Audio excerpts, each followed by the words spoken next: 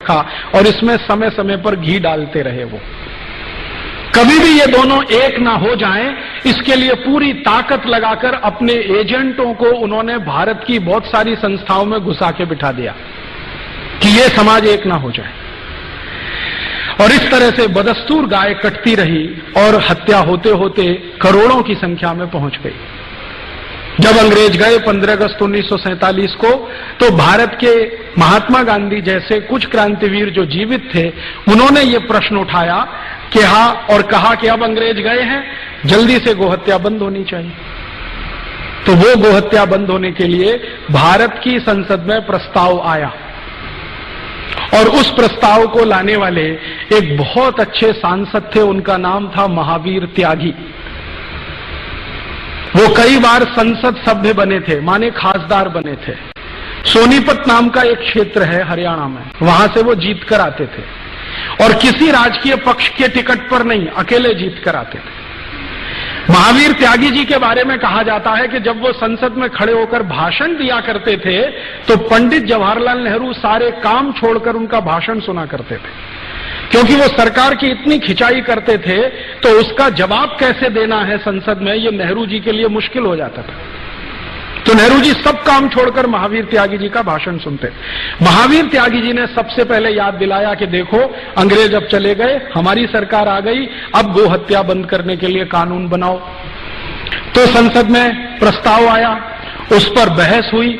महावीर त्यागी जी ने एक बहुत बड़ा काम किया कि अंग्रेजों की ये जो राजनीति थी हिंदू मुसलमानों को बांटने की गाय के प्रश्न पर, उसके सारे डॉक्यूमेंट्स पार्लियामेंट में उन्होंने डिस्ट्रीब्यूट किए कि देखो असलियत ये है, कोई मुसलमान गाय का मांस ज्यादा नहीं खाता और कोई मुसलमान गाय को कटवाना भी पसंद नहीं करता। ये तो अंग्रेजों की चाल है हमको आपस में लड़ाने की और बर्बाद करने की। तो ये चाल को समझकर मुस्लिम खासदारों ने भी समर्थन किया कि हाँ, गोरक्षा होनी चाहिए। विधेयक आने का समय आया। विधेयक के समय पर आप जानते हैं संसद का नियम यह है कि बहस जब पूरी हो जाती है तो वोट लिया जाता है, कौन किसके समर्थन में है। तो इस पर वोट का समय आया। वोट के समय में एक दिन पहले यह तय हो गया था कि भारत की संसद के मैक्सिमम एमपीज, सबसे ज्यादा खासदार गोरक्षा के समर्थन में हैं और मुश्किल से कुछ एमपीज जिनकी संख्या 10 भी नहीं थी, वो गोरक्षा के विरोध में हैं। तो 10 एक तरफ हैं, बाकी एक तरफ हैं, तो इसका माने प्रस्ताव पारित होना है। अगले दिन जिस दिन ये वोट के लिए आया तो पंडित नेहरू ने कहा कि मुझे कुछ कहना वोट से पहले। क्या कहना है जी? पूरे संसद की निगाहें नेहरू जी की तरफ। नेहरू जी ने कहा कि अगर गोरक्षा का प्रस्ताव पारित हुआ तो मैं इस्तीफा दे दूंगा। ये बात मुझे इसलिए कहनी पड़ी कि मेरे दोस्त संदीप ने नेहरू जी का कोट किया है।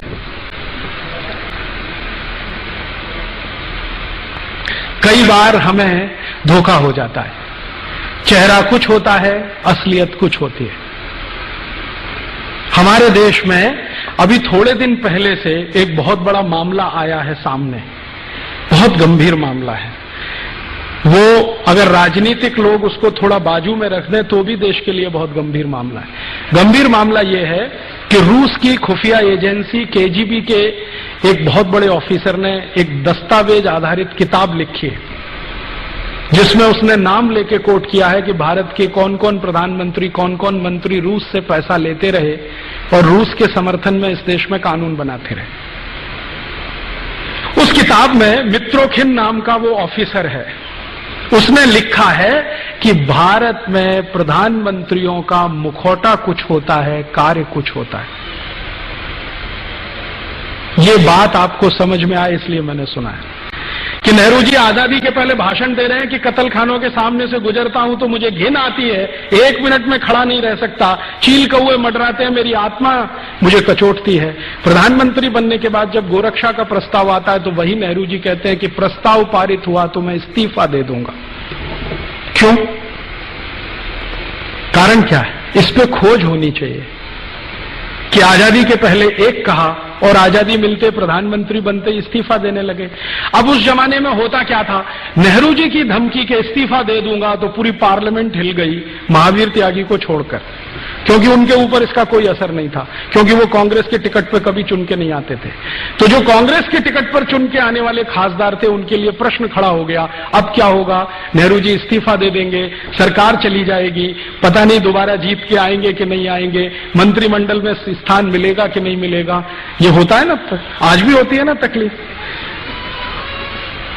अभी थोड़े दिन पहले एनडीए सरकार चलती थी, श्री अटल बिहारी वाजपेयी ने कहा इस्तीफा दे दूंगा। देखा आपने कैसा तमाशा हुआ?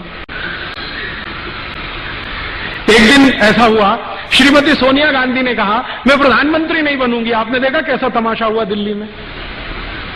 ऐसे ऐसे खासदार, बंदूक तमंचा, मैं अभी आत्महत्या कर लूंगा क्योंकि सोनिया गांधी हमारी वो प्रधानमंत्री नहीं बन रही है। थोड़े दिन के बाद क्या हुआ?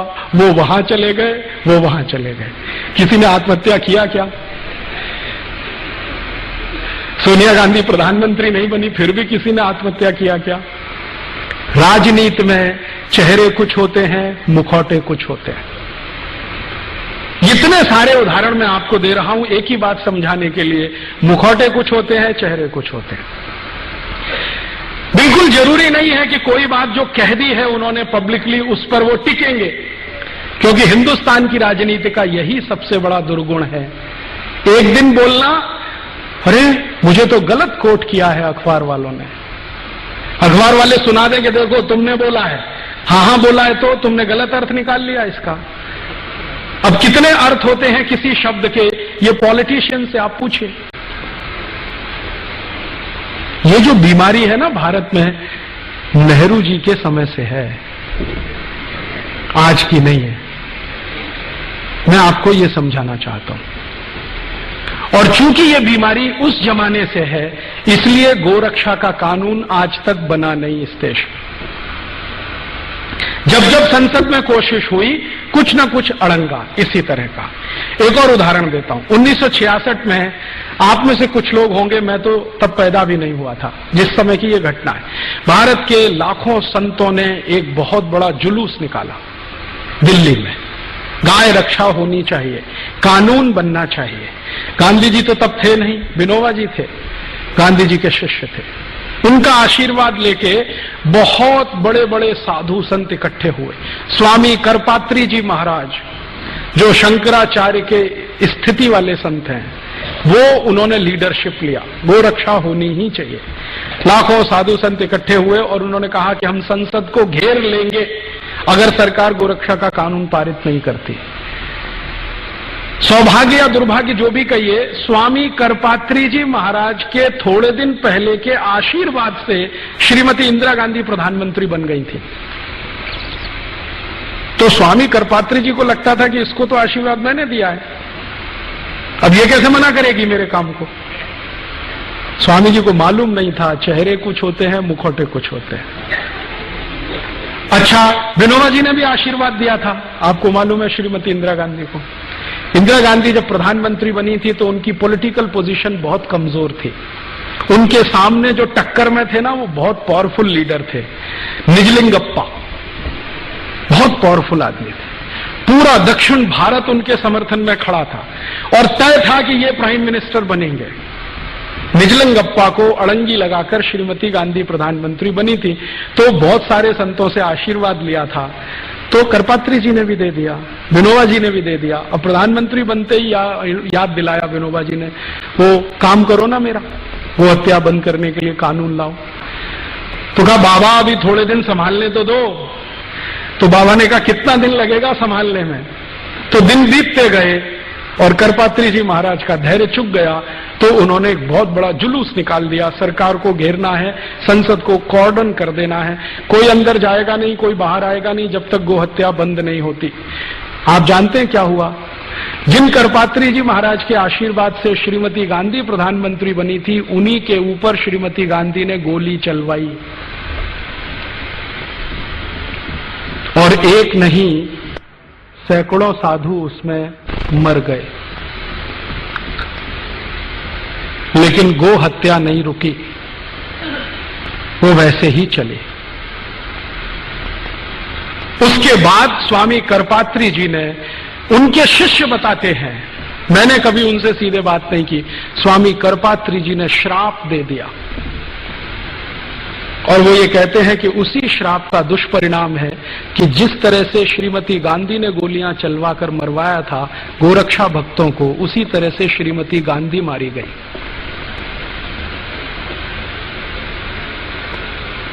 और ये अजीब संयोग है, मैंने इस पे थोड़ा काम किया तो मुझे पता चला श्रीमती गांधी ने जिस दिन ये गोली चलवाई थी उस दिन गोपाष्टमी थी। भारत में गाय के पूजन का सबसे महत्वपूर्ण दिन है गोपाष्टमी, दीपावली के कुछ दिन बाद आता है। और श्रीमती गांधी को जिस दिन गोली मारी गई वो दिन भी गोपाष्टमी थी।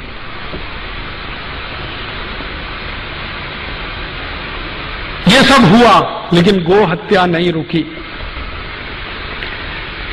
विनोबा भावे जिन्होंने आशीर्वाद दिया था श्रीमती गांधी को, वो जीवन के अंतिम दिनों में डिप्रेशन में चले गए। इतने डिप्रेशन में चले गए कि उन्होंने आत्महत्या कर ली,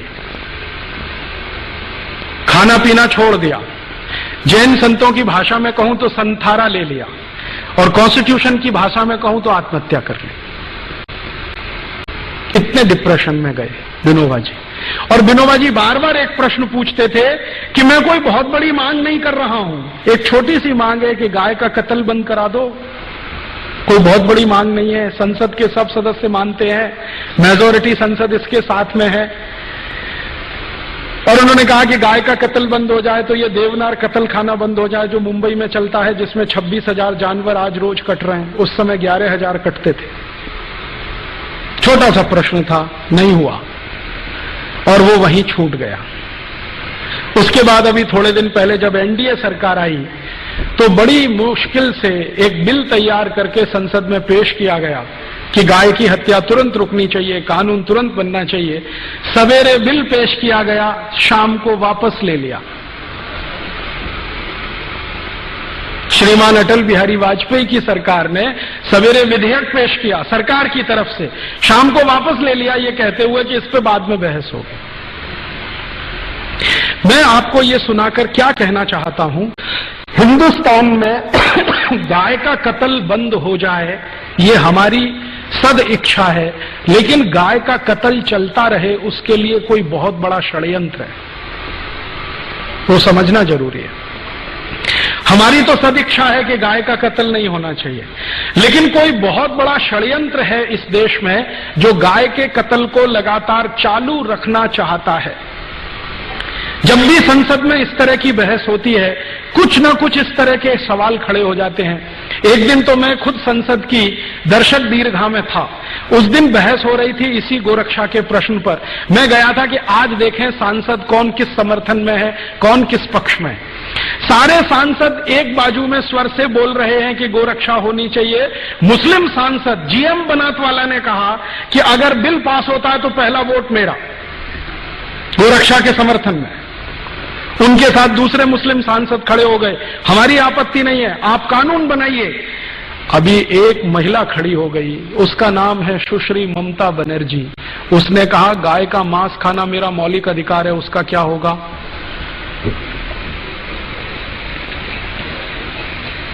गाय का मांस खाना मेरा मौलिक अधिकार है, उसका क्या होगा। और ममता बनर्जी ने सुप्रीम कोर्ट के एक डिसीजन को कोट करके बोलना शुरू किया कि कोई कसाई गाय का कत्ल करता है ये उसका मौलिक अधिकार है, उसका क्या होगा। ये सुप्रीम कोर्ट का जजमेंट है। तो मामला कहां बिल्कुल होते होते फिर फिसल गया। इसी तरह से एक बार और हुआ, हमारी संसद में सब तय हो गया कि गोरक्षा का बिल पास ही हो जाना चाहिए, सब हो जाना चाहिए। एक महामहिम भारत देश में राष्ट्रपति पद का चुनाव लड़े हुए एक व्यक्ति जी सोयल खड़े हो गए कि मैं गाय का मांस खाता हूं, मेरा क्या होगा। तो मैंने उनको एक खत लिखा था जिसका जवाब उन्होंने नहीं दिया। मैंने कहा आप गाय का मांस खाते रहिए अपने घर में काट के, ये कत्ल खाने तो बंद होने दीजिए। आपको गाय का मांस खाना है, आप अपने घर में कत्ल करिए, काटिए उसे, खाइए। आप में हिम्मत है तो अपने घर में गाय को काटिए, खाइए। आपकी बीवी बच्चे भी आपको देखें उसको काटते हुए खाते हुए, पड़ोसी भी देखें आपको काटते हुए काटते हुए, और अगली बार आप राष्ट्रपति पद का चुनाव लड़ें तो सबको पता तो चले कि ऐसा व्यक्ति इस देश में राष्ट्रपति बनना चाहता है। जवाब नहीं दिया उसके बाद, क्योंकि इस तर्क में क्या बुराई है? आपको गाय का मांस खाना है, ठीक है, खाइए ना, घर में काटिए खाइए। ये कत्ल खाने क्यों चाहिए आपको? ये तो आपके मांस की सप्लाई नहीं करते, ये तो एक्सपोर्ट करते हैं सबका सब। आप खाना है तो घर में काट के खाइए। उसके बाद बंद हो जाती है सारी बहस। पिछले आजादी के 58-59 सालों में संसद में 4 बार गंभीरता से गोरक्षा पर बहस हुई है, प्रस्ताव पारित होने तक आया है, वोट करने तक नौबत आई है, लेकिन किसी न किसी कारण से वो अटकता गया है। कभी पंडित नेहरू के इस्तीफा देने की धमकी के कारण, कभी हमारे देश में सुश्री ममता बनर्जी जैसे खासदारों के ये कहने के कारण कि मैं गाय का मांस खाती हूं, मेरे मौलिक अधिकार का क्या होगा, कभी जीजी स्वेल के कारण, और कभी सवेरे विधेयक पेश किया और शाम को बहस करेंगे दोबारा, ये श्री अटल बिहारी वाजपेयी के बयान के कारण। हर बार ये हुआ है। मैंने इसको समझने की कोशिश की है कि आखिर गाय की रक्षा में ऐसा कौन सा प्रश्न है, या जानवरों की रक्षा में ऐसा कौन सा प्रश्न है जो भारत की संसद इसको होने नहीं देना चाहती।